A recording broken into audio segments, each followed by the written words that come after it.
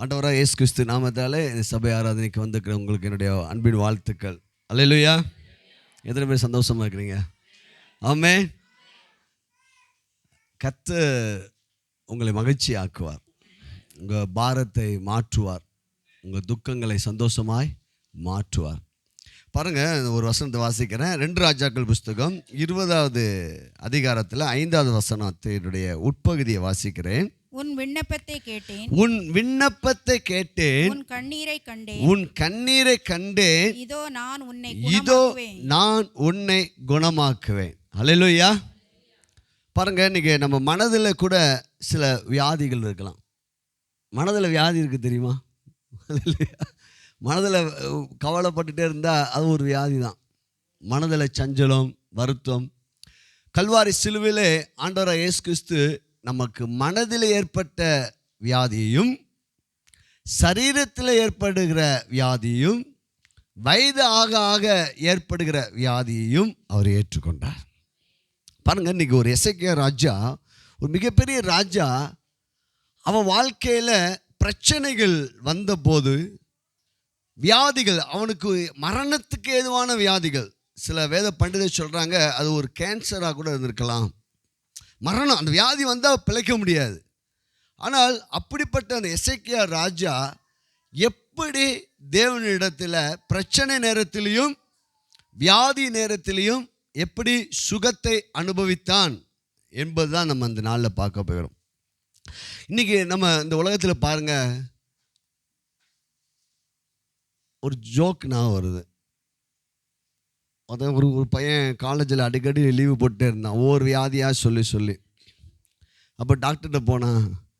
Doctor, புதுசாக ஏதாவது வியாதி வந்திருக்கான்னு எனக்கு சொல்லுங்கள், அதை எழுதியாவது என்ன செய்யணும், லீவ் எடுக்கணும்னு. இன்றைக்கி வியாதிகள் புதியதாய் தோன்றி கொண்டிருக்கிறது, மருத்துவமும் என்ன செய்து கொண்டிருக்குது, வளர்ந்து கொண்டிருக்குது. தேவ பிள்ளைகளாகிய நம்ம சின்ன வியாதி வந்தால் அதை ஒன்றும் அலட்டிக்க மாட்டேங்கிறோம். நல்லா புரிஞ்சுக்குங்க. பெரிய வியாதி வரும்போது தான் நம்ம என்ன செய்கிறோம், உஷாராகிறோம். நல்லா புரிஞ்சுக்குங்க. சின்ன வியாதி வந்தாலும் பெரிய வியாதி வந்தாலும் உங்கள் சரீரத்தில் வியாதியோடு வாழக்கூடாதுன்னு ஆண்டவர் விரும்புகிறார். பிரேஸ்லா. ஒரு சளி தானே, ஒரு காய்ச்சல் தானே, ஒரு கை வலி தானே, ஒரு கால் வலி தானே. தேவன் உலகத்தை, வியாதி உள்ள உலகத்தை தேவன் படைக்கவில்லை. பிரேஸ்லா. ஆதியாகமத்தில் நீங்கள் பார்க்கும்போது வியாதி உள்ள உலகத்தை தேவன் படைக்கலை, வியாதி உள்ள மனிதனையும் தேவன் படைக்கலை. நான் சொல்கிற மட்டும் இப்போ கவனிங்கள். ஆதியாகமம் 1:2 வியாதி உள்ள உலகமும் கிடையாது, வியாதி உள்ள மனிதனும் கிடையாது. இந்த வேதாகமத்துடைய முடிவில் பரலோகத்தில் வியாதி இல்லை. பிரேஸ்லா. இப்போது துவக்கமும் வியாதி இல்லை, முடிவும் வியாதி இல்லை, இடையில தான் வியாதி. அல்லேலூயா. நல்லா புரிஞ்சுக்கோங்க. நம்ம எதுக்காக அந்த சத்தியத்தை நம்ம சொல்கிறோன்னா, வியாதி வந்த உடனே அதை எப்படி எதிர்க்கணும், எப்படி நம்ம சுகத்தை பெற்றுக்கொள்ளணும் என்பதை கர்த்தருடைய ஆவியானவர் உங்களுக்கு உதவி செய்வார். சும்மா சளி தானே அதை பிடிச்சிக்கிட்டு நமக்கு அப்படி இல்லை, இனிமேல் நீங்கள் உஷாராவீங்க. பிரைஸ்லா.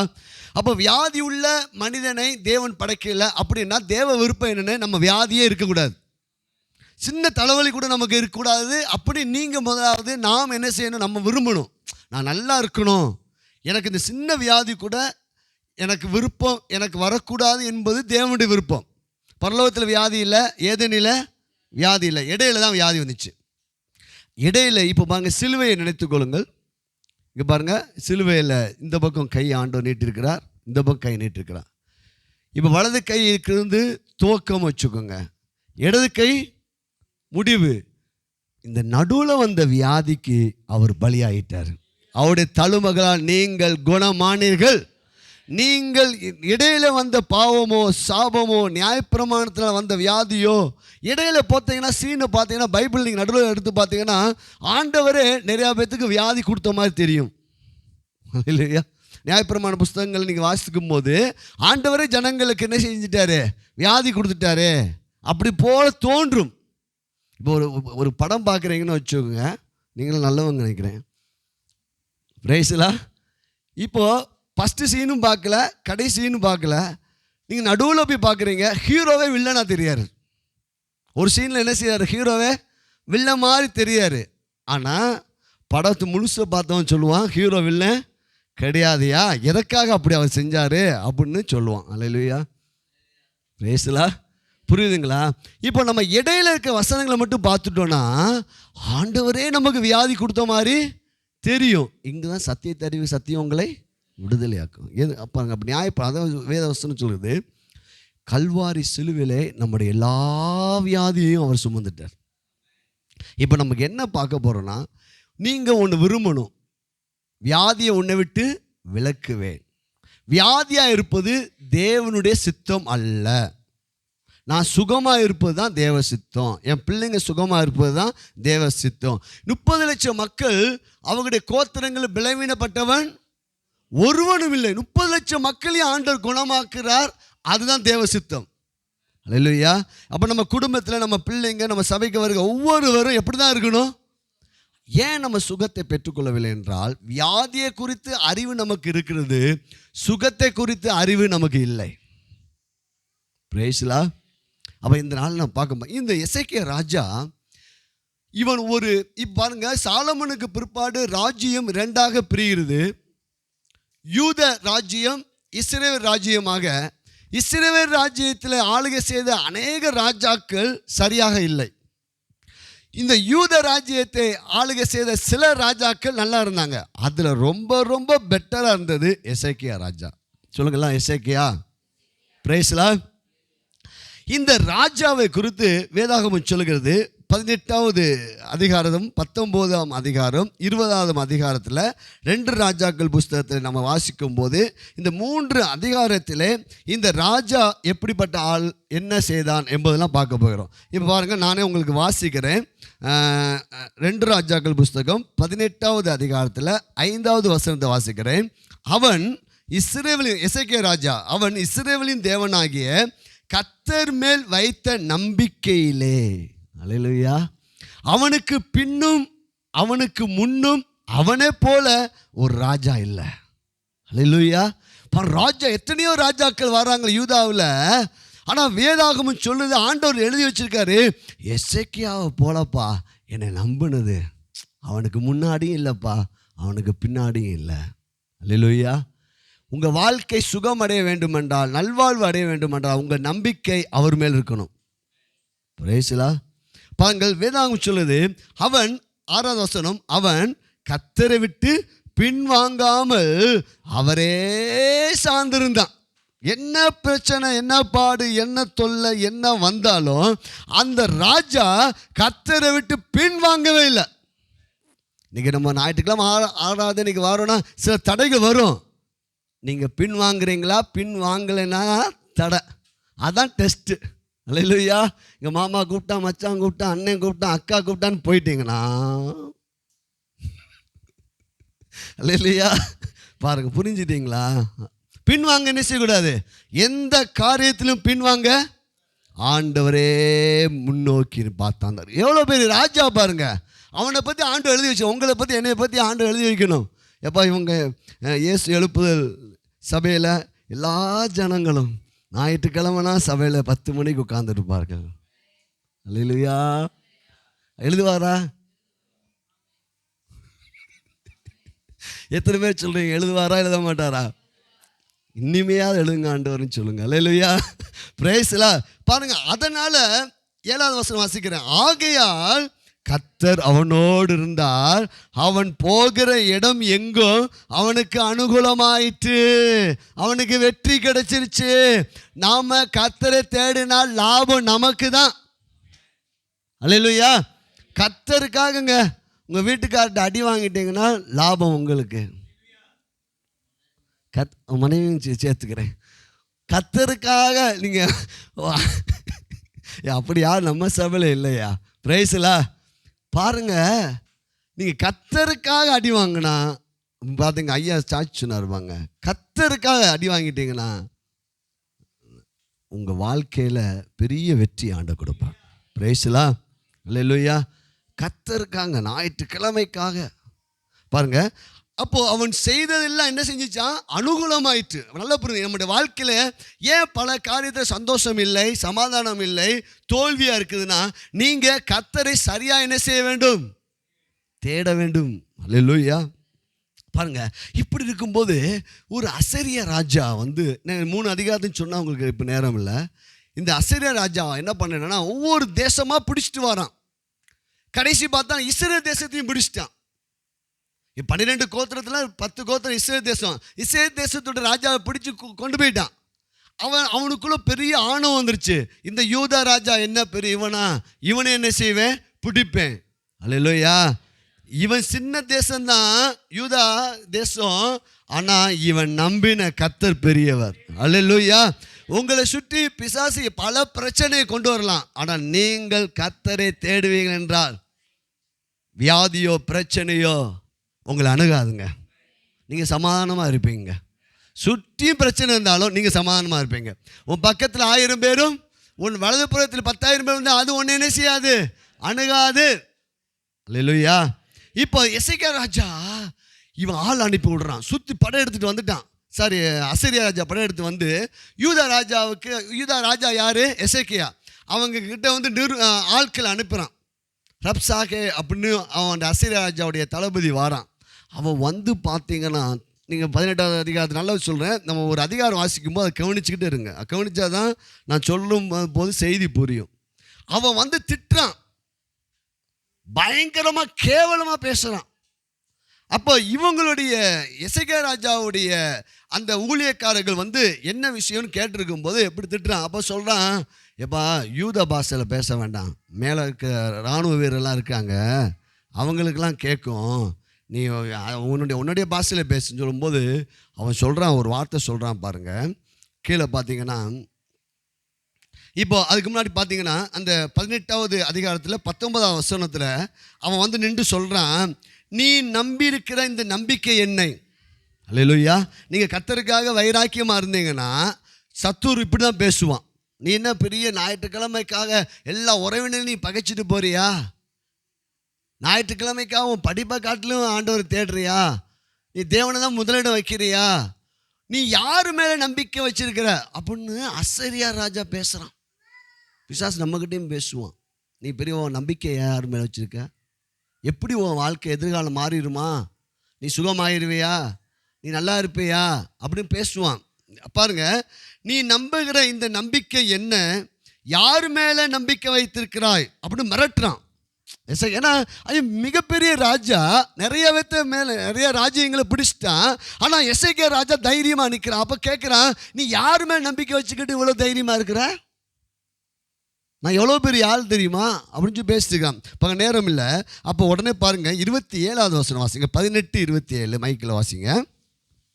அதற்கு ரப்சாக்கே, உங்களோடு கூட தங்கள் மலத்தை தின்னவும் தங்கள் நீரை குடிக்கவும் அலங்கத்திலே தங்கியிருக்கிற கவனிங்க, அவன் சொல்றான், எப்பா நீ யூத பாஷையில் பேச வேண்டாமா சொன்னா, உங்க மலத்தை நீங்க என்ன செய்யுங்க? திங்கவும் சிறுநீரை குடிக்க. எவ்வளோ கேவலமா வசம் வாசித்துருமா? எவ்வளவு கேவலமான வார்த்தை. அப்படி பேசும்போது கீழே பார்த்தீங்கன்னா, மனுஷரண்டைக்கே அல்லாமல் பாருங்க, ஆண்டவனண்டைக்கும் உன்னண்டைக்குமே என் ஆண்டவன் இந்த வார்த்தைகளை பேச என்னை அனுப்பினார் என்று சொல்லி ரப்சாக்கே நின்று கொண்டு யூத பாஷையிலே உரத்த சத்தமாய் அசேரிய ராஜாவாகிய மகாராஜாவுடைய வார்த்தையை கேட்கிறான். பாங்க 29 வாசிக்கிறேன். எசேக்கியா உங்களை வஞ்சியாதபடிக்கு பாருங்கள், அவன் உங்களை எங்கள் கையிலிருந்து தப்புவிக்க மாட்டான். கர்த்தர் நம்மை நிச்சயமா தப்புவிப்பார். இந்த நகரம் அசரியா ராஜாவின் கையில் ஒப்பு கொடுக்கப்படுவதில்லை என்று அவன் சொல்லுவான். இந்த எசேக்கியா எப்படி போதனை பண்ணினானா, கர்த்தர் நம்ம கூட இருக்கிறாரு. அல்லேலூயா. அவர் நம்முடைய எல்லா எதிரிலிருந்து நம்மளை என்ன செய்வார்? தப்புவிப்பார். இப்போ ஞாயிற்றுக்கிழமை நல்ல செய்தி கேட்டு போகிறீங்க. அல்லேலூயா. அவன் சொல்கிறான், இப்படி தான் பேசுவாங்க, ஆனாலும் என் கையிலேருந்து உன்னை என்ன செய்ய முடியாது? தப்புவிக்க முடியாது. எசேக்கியா ராஜா உங்களுக்கு போதனை பண்ணியிருப்பான். நீங்கள் இப்பயே நான் சொல்கிறத கேட்டு வந்துடுங்க. அவன் சொல்கிறத நீங்கள் என்ன செய்யாங்க? கேட்காதீங்கள். அல்லேலூயா. சச்சுன்னு போய் என்ன செய்ய போகிற? இல்லையா, பாஸ்டர்னு அவர் இப்போ ஆசீர்வாதத்தையும் விசுவாசத்தையும் அப்படி தான் சொல்லுவார். இல்லையா, இவன் பாருங்க, இப்போ எசேக்கியாவுடைய போதனை அவன் எப்படி மக்களுக்கு எப்படிப்பட்ட போதனை கொடுத்துருக்கான்னா, கர்த்தர் நம்ம எல்லா சூழ்நிலையும் என்ன செய்வார், தப்புவிப்பார் அப்படின்னு சொன்ன உடனே, ஆனாலும் கீழே 36 பாங்க, ஆனாலும் ஜனங்கள் அவனுக்கு ஒரு வார்த்தையும் பிரதியுத்தரம் சொல்லாமல் மௌனமாக இருந்தார்கள். அவனுக்கு மறு உத்தரவு சொல்ல வேண்டாம் என்று ராஜா கட்டளையிட்டு இருந்தான். அல்லேலூயா. உங்களை நீ போன்னு சொன்னாலே உங்களுக்கு என்ன வந்துடும், கோவம் வந்துடும். எப்படி பேசியிருக்கான், உன்னுடைய மனத்தை நீ இப்படி பாஸ்டர் என்ன சொன்னான்னு உங்களுக்கு தெரியும், அப்படி தூக்கியிருப்பீங்க. இல்லையா? எசேக்கியா ராஜா சொல்லியிருக்கிறான், அவன் என்ன பேசினாலும் நீ மௌனமாயிரு. எவ்வளோ பேர் போதனை பாருங்க. அல்லேலூயா, அல்லேலூயா, அல்லேலூயா. அப்படி இருப்பீங்களா? நாங்கள் எப்படி பாஸ்டர், நாங்கள்லாம் உப்பு வச்சு சாப்பிட்றவங்க, மிளகாவை கடிச்சு சாப்பிட்றவங்க, ரோசம் உள்ள ஆட்கள். அல்லேலூயா, அல்லேலூயா. பாருங்க, தளபதி அமைதியா இருக்கிறான், வானவ வீரர்கள் அமைதியா இருக்காங்க, ஒருவனும் பேசலைங்க. ஜனங்கள் பேசல, ஜனங்கள் மௌனமா இருக்கும்படி எசேக்கியா ராஜா என்ன செஞ்சுட்டானா, அவன் பேசுனா பேசிட்டு நீ அமைதியா இரு. அல்லேலூயா. பார்த்தீங்க, பிரச்சனையை எப்படி டீல் பண்ணணும் புரிஞ்சுக்குங்க, அமைதியா இருங்கள். அல்லேலூயா. அதுக்கடுத்து பார்த்தீங்கன்னா, அவன் உடனே அவன் இப்படி பேசிட்டு 19ஆம் அதிகாரத்தை நம்ம வாசித்தோம். இதை வாசித்த உடனே அவங்க பாருங்க, அவங்க வந்து எசேக்கியா ராஜாட்ட வந்து சொல்கிறாங்க. வரும்போது அவங்க பேசலை, அவன் பேச்சதெல்லாம் கேட்டுட்டு எசேக்கியா ராஜா கிட்ட இப்படி வந்துட்டு இருக்கும்போது சட்டையை கிழிச்சிட்டாங்க. அந்த நாட்கள் உபவாசம் என்பது ரெட்டு உடுத்தி உட்காருவது, பழைய ஏற்பாடு உபவாசம். இப்போ ராஜாட்ட போய் சொல்கிறாங்க. உடனே ராஜாவும் என்ன செய்கிறான், ரெட்டு உடுத்தி உட்காடுறான். இப்படிப்பட்ட ஒரு பிரச்சனை வந்த உடனே அவங்களாவே டீல் பண்ணாமல் உடனே சொல்கிறாங்க, ஏசாயா தீர்க்கதரிசிக்கிட்ட போய் இந்த பிரச்சனையை சொல்லுங்க. அல்லேலூயா. பாருங்கள் எப்படி சார்ந்து கொள்ளுகிறாங்க, கர்த்தரையும் ஊழியர்களையும் அவங்க சார்ந்து. பிரச்சனைனா தனக்கு வந்த பிரச்சனை ராஜா டீல் பண்ண முடியும், ஆனால் ராஜா டீல் பண்ணலை. ராஜா அந்த பிரச்சனையை போய் சொல்லுவாங்க, ஏசாயா தீர்க்கதரிசிட்ட போய் சொல்லுங்க, இப்படிலாம் வந்து பிரச்சனை வந்திருக்குது அப்படின்னு போய் சொல்கிறான். உடனே பாருங்க, ஏனென்றால் அவன் ஊழியர்களை விசுவாசிக்கிறான், தீர்க்கதரிசியை விசுவாசிக்க. ஒரு பிரச்சனை வரும்போது நம்ம அவங்க விண்ணப்பத்தை சொல்லும்போது அவங்க நமக்காக ஜெபிப்பாங்க. பிரேஸ்லா, அல்லேலூயா. இப்போ பாருங்க, ஏசாயா தீர்க்கதரிசிட்ட போய் ஆள் அனுப்புகிறான். உடனே அந்த தீர்க்கதரிசிக்கு போய் அவன் சொல்கிற வார்த்தை பாருங்க, 19:3, இவர்கள் அவனை நோக்கி, இந்த நாள் நெருக்கமும் கடிதமும் தூஷணமும் அனுபவிக்கிற நாள், பிள்ளை பேர் நோக்கி இருக்கிறது, பிறவோ பலன் இல்லை. இல்லை, மிகப்பெரிய ராஜாவை இவனை எதிர்க்க முடியல. அவன் சொல்கிறான், எவ்வளோ திட்டுறானே ஆண்டவரே, பிள்ளை பெறக்கூடிய பலன் எனக்கு இல்லை. எப்படி ஆண்டவரே இந்த வார்த்தை எங்கே கொண்டு போகிறான் பாருங்க, தேவ சமூகத்துக்கு கொண்டு போகிறான். உடனே தீர்க்கதரிசியை கொண்டு போன உடனே அங்கே வேத வசனம் சொல்லுகிறது, அவர்கள் ஏசாயாவின் இடத்தில் வந்து சொன்னார்கள். பாருங்க, 19:6 பாருங்க. அப்பொழுது ஏசாயா அவர்களை நோக்கி, அசரியா ராஜாவின் ஊழியக்காரர் என்னை தூஷித்ததும் நீர் கேட்டதுமான வார்த்தையினாலே பயப்படாதையும். ஹல்லேலூயா. ஒரு பிரச்சனை வரும்போது நம்ம ஊழியக்காரன் சொல்லி ஜெபிக்கும் போது விசுவாசமுள்ள ஊழியர்கள் என்ன சொல்வார்கள் என்றால், இந்த பிரச்சனை குறித்து பயப்படாத, கர்த்தரிடத்திலிருந்து ஒரு செய்தி இருக்கிறது. ஹல்லேலூயா. இப்படி பரவாயில்ல. இப்போ நம்ம வேற மாதிரி சொல்லணும். அவன் பேசினான்னா அவன் மண்டையை உடைச்சிட்டேன். இப்போ நான் ஸ்டேஷனுக்கு போகாமல் எனக்காக என்ன செஞ்சுக்கோங்க பாஸ்டர், ஜெபம் பண்ண முடியுமா? அல்லேலூயா. கோவப்பட்டு வீட்டை தூக்கி எறிஞ்சிட்டு வந்துட்டேன். அல்லேலூயா. பிரைஸ்லா. பாருங்க, பிரச்சனையை எப்படி அவன் டீல் பண்ணுறான். உடனே போன உடனே ஏசாயா தீர்க்கதரிசி சொல்கிறான், அவனுக்கு ஒரு செய்தி வரும். அல்லேலூயா. அவனை காட்டிலும் ஒரு ராஜா, எகிப்து ராஜா படையெடுத்து வருது, இந்த செய்தியை கேட்டுட்டு அவன் ஓடி போயிடுவான். அல்லேலூயா. அப்போ சொல்யூஷன் எங்கே இருக்குதுன்னா, வார்த்தையை பெற்ற தேவ ஊழியர்களிடத்தில் சொல்யூஷன் இருக்கிறது. அல்லேலூயா. விசுவாசத்தை போதிக்கிற ஊழியக்காரங்களிடத்தில் என்ன இருக்கிறது, சொல்யூஷன் இருக்குது, தீர்க்க தரிசன வார்த்தை இருக்கிறது. அல்லேலூயா. அந்த வார்த்தையை நம்ம பற்றி கொள்ள வேண்டும், அந்த வார்த்தையை நம்ம என்ன செஞ்சுக்கணும், பிடித்து கொள்ள வேண்டும். Praise God. எல்லாம் புரிந்து கொள்ளுங்க.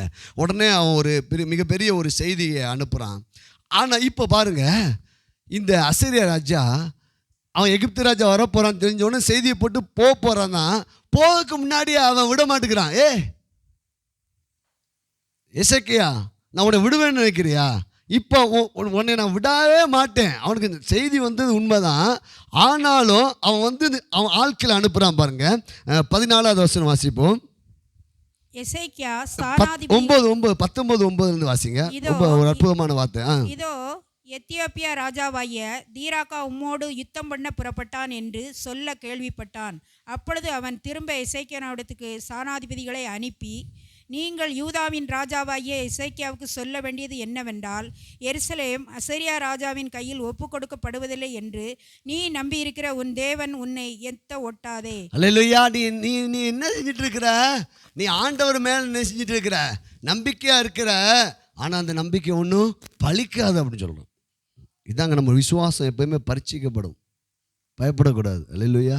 நீ ஆண்டவமே நம்பிக்கை. அவன் திரும்ப சொல்கிறான். அவனுக்கு ஒரு செய்தி வந்துருச்சு. ஆனால் போகிறதுக்கு முன்னாடி இவனை பயமுறுத்துறான்.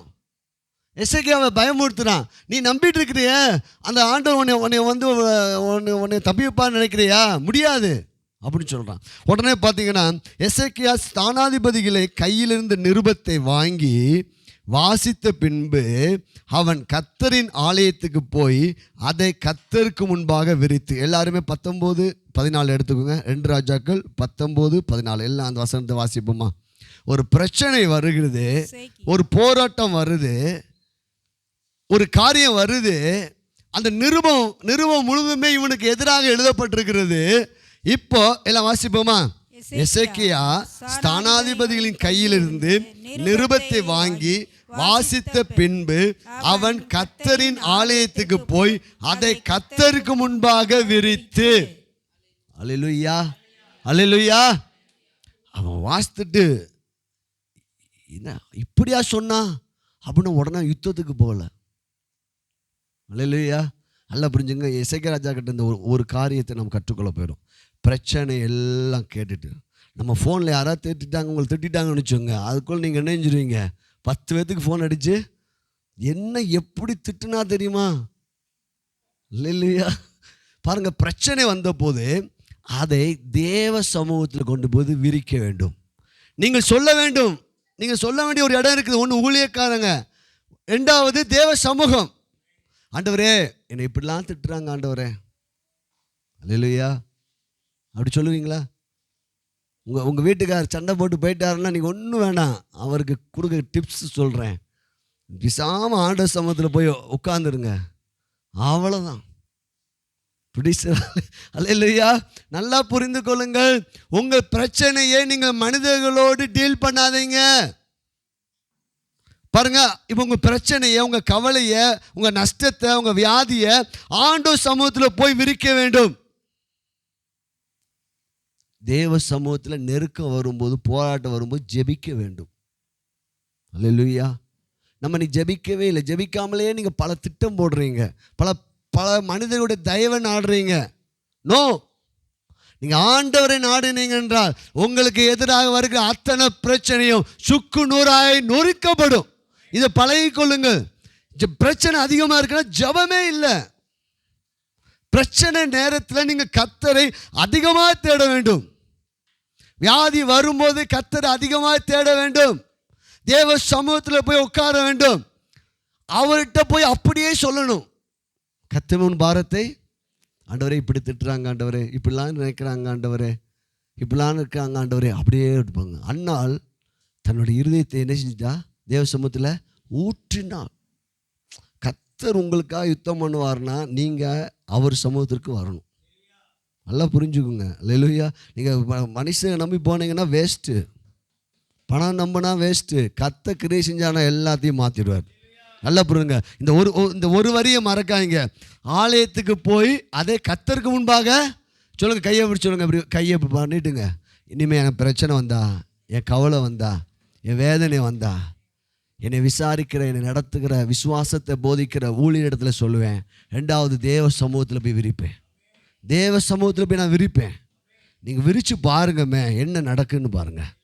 அல்லேலூயா. விரிச்சு பார்த்த உடனே என்ன நடந்துச்சு தெரியுமா? ஆண்டவர் ஒரு தூதனை அனுப்பினார்.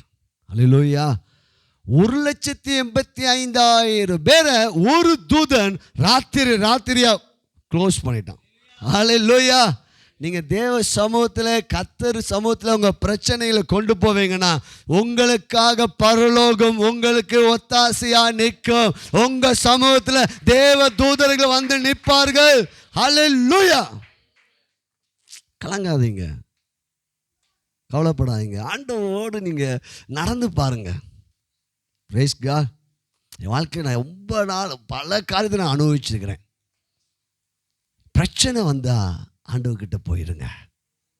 இப்போ பார்த்தீங்க ஜெயிச்சிட்டான் அவன். போய் பார்த்தீங்க கடைசியாக வாசித்தோம் பார்த்தீங்கன்னா, அவன் ஆண்டவர் சொன்னபடியே அவன் சொந்த மகனால் அவன் என்ன செஞ்சிட்டான்? கோயிலில் கொல்லப்பட்டுட்டான். அல்லேலூயா. அதுக்கடுத்து அசீரியா ராஜா எசேக்கியா ராஜாவுக்கு விரோதமாக படையெடுத்து என்ன செய்ய முடியல. அப்போ ஒரு பிரச்சனை முற்றிலுமா நீங்கணும்னா நீங்கள் கர்த்தரை மாத்திரம் சார்ந்து கொண்டா அந்த பிரச்சனை திரும்ப உங்கள் வாழ்க்கையில் வராது. அல்லேலூயா. கலங்காதீங்க. ஆண்டவர் மிகப்பெரியவருங்க. நம்ம கிட்ட இருக்கிறது மிகப்பெரிய கெப்பாசிட்டியோடு நம்ம இருக்கிறோங்க. இப்போ இருக்க சூழ்நிலை வேணால் நமக்கு ஒன்று பணமோ அதில் குறைவில் இருக்கலாம். ஆனால் நீங்கள் சர்வ சேனையுள்ள தேவனுடைய கரத்தில் நீங்கள் இருக்கிறீர்கள். உங்களுக்கு மிகப்பெரிய ஒத்தாசை பண்ணும்படியான தூதர்கள் இருக்கிறார்கள். ஆனால் நீங்களா டீல் பண்ணிட்டீங்கன்னா நீங்கள் தான் கடைசியாக டீல் பண்ணணும். இல்லையா? நீங்களா நினைஞ்சிடக்கூடாது, பிரச்சனை என்ன செய்யக்கூடாது, டீல் பண்ணக்கூடாது. நீங்கள் வேணால் செஞ்சு பாருங்க. ஊழியத்துக்கு வந்த புதுசில் நிறையா பேர் என்ன திட்டிருக்காங்க. அப்போலாம் பிசாமல் அமைதியாக இருப்பேன். அவங்க நிஜமாக சொல்கிறேங்க, தூக்கமே வராதுங்க. அல்லேலூயா. ஏன்னா எனக்கு தெரிஞ்சு போச்சு கர்த்தர் என்னோடு இருக்கிறார். அல்லேலூயா. உனக்கு விரோதமாக உருவாக்கப்படும் ஒரு ஆயுதமும் வாய்க்காது. கர்த்தர் உங்கள் பட்சத்தில் இருந்தால் உங்களுக்கு விரோதமாக நிற்பவன் யார்? புரிஞ்சுக்கோங்க. அல்லேலூயா. யுத்தம் பண்ணாதீங்க, சண்டை போடாதீங்க. அதுக்கடுத்து என்ன ஆச்சுன்னா 20ஆவது அதிகாரத்தில் எல்லாம் 20ஆம் அதிகாரத்துங்க எசேக்கியா ராஜாவுக்கு திடீர்னு வியாதி வந்துருச்சு.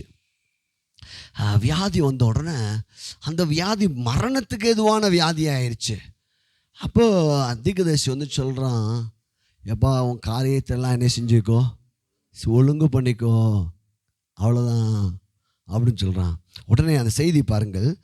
1-2 மட்டும் 20ஆம் அதிகாரம் 1-2. சீக்கிரம். எசேக்கியா வியாதிப்பட்டு மரணத்துக்கு ஏதுவாய் இருந்தான். அப்பொழுது ஆமோத்சின் குமாரனாகிய ஏசாயா என்னும் தீர்க்கதரிசி அவனிடத்தில் வந்து அவனை நோக்கி, நீர் உமது வீட்டு காரியத்தை ஒழுங்குபடுத்தும், நீர் பிழைக்க மாட்டீர், மரித்து போவீர் என்று கர்த்தர் சொல்லுகிறார் என்றான். அப்பொழுது எசேக்கியா தன் முகத்தை சுவர்புறமாக திருப்பி கொண்டு கர்த்தரை நோக்கி, கர்த்தாவே, நான் உமக்கு முன்பாக உண்மையும் மன உத்தவமாய் நடந்து உமது பார்வைக்கு நலமானதை செய்தேன் என்பதை நினைத்தருளும் என்று விண்ணப்பம் பண்ணினான். எசேக்கியா மிகவும் அழுதான். அல்லேலூயா. பாருங்க, இந்த செய்தி கேட்ட உடனே அவன் முகத்தை எங்கே திருப்புறான் தெரியுமா? டாக்டர் பக்கம் இல்லை, சுவத்து பக்கம் இல்லை, கர்த்தரை நோக்கி. அல்லேலூயா. அப்படியே ஒரு செகண்ட் ஜெபிக்கிறாங்க. இது நல்லா புரிஞ்சுக்கோங்க. கர்த்தர் உங்க கூட இருக்காருங்க. அப்படியே கர்த்தர் சமூகத்தை அப்படியே அழுகிறான். ஆண்டவரே, நான் வாழணும். அல்லேலூயா. என்னை நீங்கள் என்ன செய்யணும்? எனக்கு உதவி செய்யணும். உன் விண்ணப்பத்தை கேட்டேன், உன் கண்ணீரை கண்டே, நான் உன்னை என்ன செய்வேன்? குணமாக்குவேன். நல்லா புரிந்து கொள்ளுங்க. ஒரு பிரச்சனை ஃபஸ்ட்டு தடவை அவனுக்கு பிரச்சனை வந்துச்சு போது அவன் எங்கே போனான்? தேவ சமூகத்துக்கு தான் போனான். 2வது அவனுக்கு வியாதி, மரணத்துக்கு ஏதுவான வியாதி வந்த போதும் அவன் கர்த்தரை நோக்கி தான் முறையிடுகிறான். அவனுக்கு புரிந்து கொண்டது, அவன் கர்த்தர் என்ன காரியம் வந்தாலும் நான் கர்த்தரை சார்ந்து கொள்வேன். அல்லேலூயா. உடனே பார்த்தீங்கன்னா இந்த ஏசாயா தீர்க்கதரிசி அந்த முற்றத்துக்கு கூட போகலைங்க, கொஞ்சம் தூரம் கூட நடந்து போகலை. உடனே கர்த்தருடைய வார்த்தை வருகிறது. அல்லேலூயா. உடனே அந்த தீர்க்கதரிசி மூலமாக கர்த்தருடைய வார்த்தை வருது. அடுத்த வார்த்தை பார்த்தீங்கன்னா, ஏசாயா பாதி முற்றத்தை விட்டு அப்புறம் போகிறதுக்கு முன்னே கர்த்தருடைய வார்த்தை அவனுக்கு உண்டாகி அவர் சொன்னது, நீ திரும்பி போய் என் ஜனத்தின் அதிபதியாகிய எசேக்கியாவை நோக்கி, உன் தகப்பனாகிய தாவீதின் தேவனாகிய கர்த்தர் சொல்கிறது என்னவென்றால், உன் விண்ணப்பத்தை கேட்டேன், உன் கண்ணீரை கண்டேன், இதோ நான் உன்னை குணமாக்குவேன், 3ஆம் நாளில் நீ கர்த்தருடைய ஆலயத்துக்கு போவாய். அல்லேலூயா. அவன் விருப்பம் என்ன தெரியுமா? கர்த்தருடைய சமூகம், கர்த்தருடைய ஆலயம். பாருங்க, நம்முடைய தேவன் ஜெபத்தை உடனே கேட்கிறவர். நல்லா புரிஞ்சுக்கோங்க. நீங்கள் முழு இதயத்தோடு முழு ஆத்மாவோடு நீங்கள் அவர் சமூகத்தில், ஆண்டவரே அப்படின்னு, நான் இப்படி வாழக்கூடாது ஆண்டவரே, நான் இந்த பலவீனத்தோடு இருக்க அவசியம் இல்லை ஆண்டவரே, எந்த பிரச்சனையோடு இருக்க வேண்டிய அவசியம் எனக்கு இல்லை, எனக்கு உதவி செய்யுங்கப்பான்னு கேட்டீங்கன்னா அடுத்த செகண்டில் உங்களுக்கு மனது உருகிற தேவனுங்க. உங்கள் இருதயத்தை பார்க்குற கர்த்தர். இவன் பாருங்க, இந்த எசேக்கியா ராஜா ஜெபித்தது யாருக்குமே தெரியாது. படுக்கையில் அப்படியே திரும்பிட்டு அப்படியே ஆண்டவர்கிட்ட அப்படியே ஊத்துறான். ஆண்டவரே நான் வாழணும் ஆண்டவரே. பாருங்க, வியாதி வரும்போது, பிரச்சனை வரும்போது நாம் கர்த்தரை தேட வேண்டும். தேடும்போது நமக்கு பதில் கிடைக்கும். நம்முடைய விண்ணப்பத்தை கர்த்தர் கேட்பா. நீ கர்த்தருடைய ஆவியானவர் சொல்றாரு, நீங்கள் என்ன காரியத்துக்காக ஜெபிக்கிறீங்களோ நீங்கள் முழு மனதோடு ஜெபிங்க. என்ன பிரச்சனையாக இருந்தாலும் பரவாயில்ல, நீங்கள் தேவ சமூகத்தில் ஜெபிச்சு பாருங்கள். ஆண்டவர் சொல்கிறாரு, உன் விண்ணப்பத்தை நான் கேட்பேன், உன் கண்ணீரை காண்கிறேன். உங்கள் மனசில் நீங்கள் வேதனைப்படுறதுலாம் அவருக்கு தெரியுங்க. கலங்காதீங்க, வருத்தப்படாதீங்க. 3 காரியம் பாருங்கள். உன் விண்ணப்பத்தை கேட்டேன், உன் கண்ணீரை கண்டே, நான் உன்னை குணமாக்கி. இப்போ சரீரப்பிரகாரம் வியாதி இல்லாமல் இருக்கலாம், உங்கள் மனசில் பல பிரச்சனை இருக்கலாம், ஆண்டவர் குணமாக்கிறார். ஹல்லேலூயா. இதுக்கு ஒன்று, நீங்கள் முழு இதயத்தோடு கர்த்தரை என்ன செய்யணும்? தேட வேண்டும். வாரத்துக்கு ஒரு நாள் கூட நீங்கள் உபவாசம் போட்டு தேடலாம். நல்லா புரிந்து கொள்ளுங்க. வேலைன்னு ஓடாதீங்க. உங்கள் சரீரம் மிகவும் முக்கியம். உங்கள் சரீரம் மிகவும் முக்கியம். இவ்வளோ பெரிய எசேக்கியா ராஜா, அவனே கலங்கடிச்சது வியாதியை குறித்து ரொம்ப அசால்ட்டாக இருக்கக்கூடாது. உன் கூடாரத்தை வியாதி வருவதற்கு முன்னாடியே நம்ம கர்த்தரை என்ன செய்யணும்? தேட வேண்டும். ஒருவேளை வியாதி இருக்குதா, அந்த வியாதியை விரட்ட நீங்கள் ஆண்டவர்கிட்ட விசுவாசமுள்ள ஜெபம் பிணியாளி என்ன செய்யுமா? சுகமாக்கும். ஆண்டவரே என்னை குணமாக்குங்க, என் குடும்பத்தை குணமாக்குங்க. நீங்கள் ஜெபித்தால் நீங்களும் சுகமடைவீர்கள், உங்கள் குடும்பமும் சுகமடையும். நம்ம சபைக்காக நம்ம ஜெபிக்கும் போது நீங்கள் சுகமாக இருப்பீங்க. அல்லேலூயா. ஒன்று தீர்மானம் எடுத்துங்க. ஆரம்பத்தில் வியாதி இல்லை, முடிவிலையும் வியாதி இல்லை, நடுவில் வந்த வியாதிக்கு இயேசு பலியாகிவிட்டார். இனி நான் வியாதி சுமக்க வேண்டிய அவசியம் இல்லை. இயேசுவின் நாமத்தில் நான் சுகமாக இருப்பேன். அல்லேலூயா. ஒரு 2 காரணங்க. என்ன பிரச்சனை வந்தாலும் அதை நான் தேவ சமூகத்தில் ஒப்பு கொடுப்பேன். அல்லேலூயா. என்னை நேசிக்கிற, எனக்கா உதவி செய்ய ஊழியர் இடத்துல சொல்லுவேன். பிரைஸ்லா. விசுவாச வார்த்தைகளை நான் பெற்றுக்கொள்வேன். அல்லேலூயா. எல்லாம் எழுந்து நிற்போமா? இன்றைக்கி நீங்கள் ஜெபம் பண்ணுங்க. உங்கள் சரீரத்தில் என்ன வியாதி வந்தாலும், என்ன பிரச்சனை இருந்தாலும், ஆண்டவரே நான் இப்போ பாருங்க, நல்லா புரிந்து கொள்ளுங்க. ஒரு 5 நிமிடம் கூட ஆகலைங்க, அவன் ஜெபத்தை ஆண்டவர் கேட்டுட்டார். ஏன் நம்ம ஜெபத்தை அப்படி கேட்க மாட்டார்? நீங்கள் இந்த ஆலயத்தை விட்டு நீங்கள் புறப்படுவதற்கு முன்பாக உங்களுக்கு ஏன் அற்புதம் நடக்காது? நடக்கும். அல்லேலூயா. என்ன பிரச்சனையாக இருந்தாலும், பண பிரச்சனையாக இருக்கலாம், நெருக்கமாக இருக்கலாம், வியாதியாக இருக்கலாம், நீங்கள் சொல்லணும், ஆண்டவரே நான் சுகமாக வாழ்வது உங்கள் விருப்பம். இப்போ ஜெபம் பண்ணுங்க. கண்களை மூடுவோமா? எல்லாம் எழுந்து நிற்போமா? Thank you Jesus. எல்லாம் நீங்கள் ஜெபம் பண்ணுங்க. எசேக்கியாவுடைய ஜெபத்தை கேட்ட கர்த்தர், ஆண்டவரே எங்களுடைய ஜெபத்தை நீ கேட்குற நல்லவர். ஆண்டவரே உன் விண்ணப்பத்தை கேட்டேன். இன்றைக்கி ஆவியான சொல்ல, உன் விண்ணப்பத்தை நான் கேட்டேன். ஒருவேளை நீங்கள் ஜெபிச்சுக்கிட்டே இருந்திருக்கலாம். நீ கர்த்தருடைய ஆவியான சொல்ல, உன் விண்ணப்பத்தை கேட்டேன் மகனே, கேட்டேன் மகளே, உன் கண்ணீரை நான் கண்டேன், நான் உன்னை குணமாக்குவேன், இந்த பிரச்சனையிலிருந்து உன்னை வெளியே கொண்டு வருவேன். நீ கலங்காத. உன் துக்கம் சந்தோஷமாய் மாறும், உன் பலவீனங்கள் மாறும், உன் வியாதிகள் மாறும், உன் மரண பயம் உன்னை விட்டு விலகி ஓடும். மாற கபாலபா. கர்த்தரை நோக்கி முறையிடுங்கள், கர்த்தரையே சார்ந்து கொள்ளுங்க. அவன் எசேக்கியா தன்னுடைய ராஜ்யம் முழுவதுமே கர்த்தரை சார்ந்து கொள்ளும்படி போதனை பண்ணான். நீங்கள் சபைக்கு நான் உங்களுக்கு சொல்கிறேன், நம்ம எல்லாரும் கர்த்தரை சார்ந்து கொள்வோம். என்ன பிரச்சனை வந்தாலும் அவர்கிட்ட போவோம். அவர் நமக்காக யுத்தம் பண்ணுவார். நமக்கு ஆயிரக்கணக்கான தேவ தூதர்கள் இருக்கிறார்கள். நமக்கு உதவி செய்யும்படி பரலோக சேனை நமக்கு இருக்கிறது. கரங்களை தட்டி நன்றி செலுத்துவோமா? ஸ்தோத்திரம் ஆண்டவரே. இயேசுவின் நாமத்தினால எங்கள் விண்ணப்பத்தை கேளும் ஆண்டவரே, எங்கள் விண்ணப்பத்தை கேளும் ஆண்டவரே. கண்களை மூடி இப்போ நீங்கள் ஜெபிக்க போகிறீங்க.